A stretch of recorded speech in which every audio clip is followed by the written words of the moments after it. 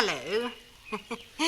I've been watching you. I've been watching you feeding the birds. I think you're marvellous. Aren't they sweet? Yes, sir. I don't know how anyone can be cruel to dumb animals, do you? I think it's worse than murder because they can't speak. Excuse this somewhat crude attire, won't you? I was catching up with my sunbathing, hasn't it been gorgeous? Beautiful weather we have had. Yes, because I've tan a lot faster in a bikini, you know. But where's the use of frightening everybody to death? My goodness, you would not frighten me, because when I saw you first, I said to myself, my goodness, what a beautiful woman. I would so very much like to know such a woman of beauty. Oh, now I'll call that truly gallant. Shall I get up and take a bow? Please take one, by all means. You come here often, do you? Well, I come here quite often, as I said, to feed these birds, because I love the open air. Well, it's very nice, isn't it? I mean, it's private without being insulated, if you know what I mean. I can see you're like me. I will not go into a public park and mingle with a hoi polloi. I quite agree. I like to keep myself to myself. Oh, aren't there some shocking people about? I mean, even here. Well, there's one woman at our hotel. Well, she's more of a person, really. She fascinates me. Really? You know, anything in trousers she graviates to. Really? I think you scum. How plural can you get? And then they wonder, you know, that they end up as Exhibit A. I'm so lonely, you know, that I want to have conversation with you or someone. Ah, well, you've only yourself to blame, you know, because I can never resist a true gentleman. My Jove, are they hard to come by nowadays. I should know. I was married straight out of the schoolroom, you know, to the most perfect gentleman that ever trod the earth. Really? I can see him now.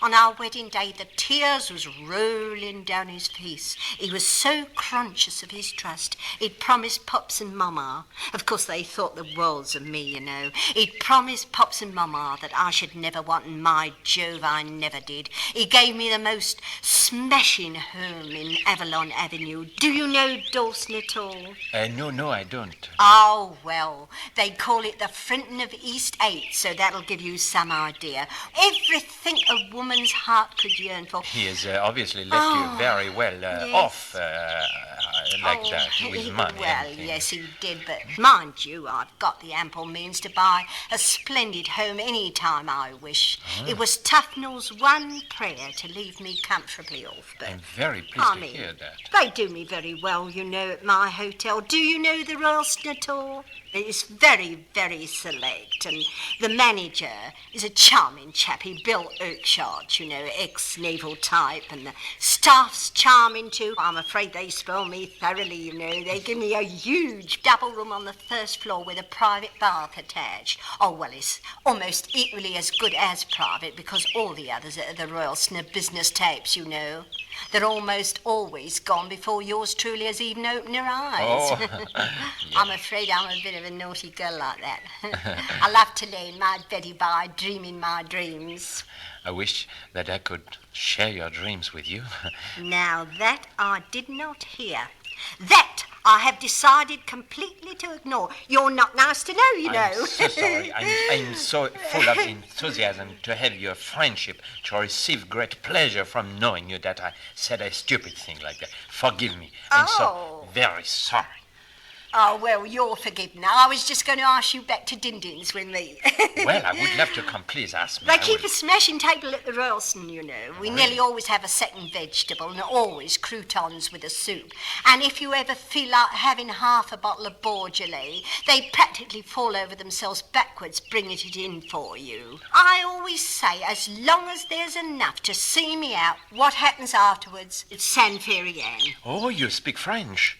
Un petit peu. Oh, but you have got a very fine accent, you know. Oh, your blue eyes. No, I mean it. Listen, say this with me. Say this with me. We'll speak French together. Are you ready? Yes. Voulez-vous Voulez-vous coucher avec moi ce soir? Oh, you rotten egg. I'll set Bill Oakeshott onto you. Oh, you know what it means. You know what it means. You're a woman of the world. Oh, come on, let's go over to my hotel and have a talk. I'd like to come and stand closer to you. What are you doing? Oh, nothing. Listen, I don't even know your name, you know? Well, shall I tell you a very private name that Tufnell kept for me? Please, please. He used to call me Squidgy. Oh, no. Oh, Squidgy. Don't you think that's sweet? It's beautiful for you. It fits you so perfectly. Do you like this shade of blue? Yes. What is that? It's called Blue Toast. Oh. Tufnell used to go crackers about me and anything blue. He used to say, Squidgy buy herself a blue nightie, make her eyes look like stars. Oh, that is so sad, so beautiful. I believe you're jealous. Oh. Come along. Now, shall we? What are you doing? Oh, I'm nothing. I'm just helping you from your deck chair. Well, pick my bag up then. All right. Come, let us go to your hotel. Yeah, I don't belong to you yet, Oh, I'm so pleased that I had the chance of meeting you, you know? It's a blanket secret.